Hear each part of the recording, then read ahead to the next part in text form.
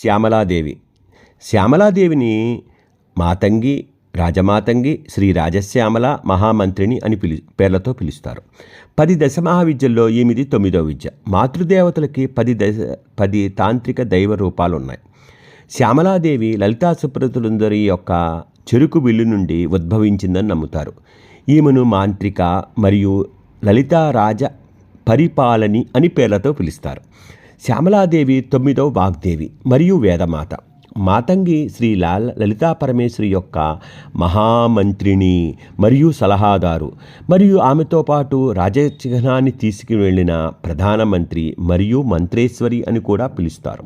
శ్యామలాదేవి యొక్క విశిష్టత గురించి తెలుసుకోవాలంటే శ్యామలాదేవి లేదా మాతంగిదేవి ముదురు పచ్చని ఆకృతిని కలిగి ఉంటుంది. 8 చేతులతో ఉచ్చు, కత్తి, గోవు, గద, తామర మరియు కదంబ పువ్వులతో పూలదండతో, అందుకని ఆమెను కదంబ వనవాసిని అని పిలుస్తారు.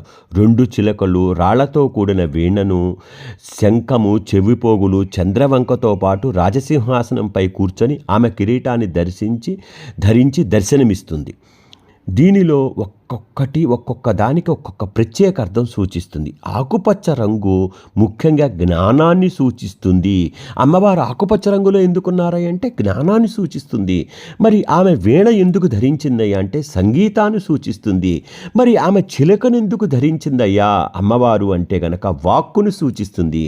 మరి ఆమె పూలవిల్లును ఎందుకు ధరించిందయ్యా అంటే కళ మరియు విజయాన్ని గురించి సూచిస్తుంది.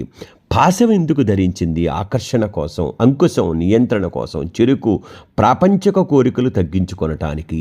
ఇవన్నీ కూడా అమ్మవారి యొక్క స్వరూపంలో అర్థాలున్నాయి. అమ్మవారి స్వరూపాన్ని మనం జ్ఞానంతో చూడాలి సుమా.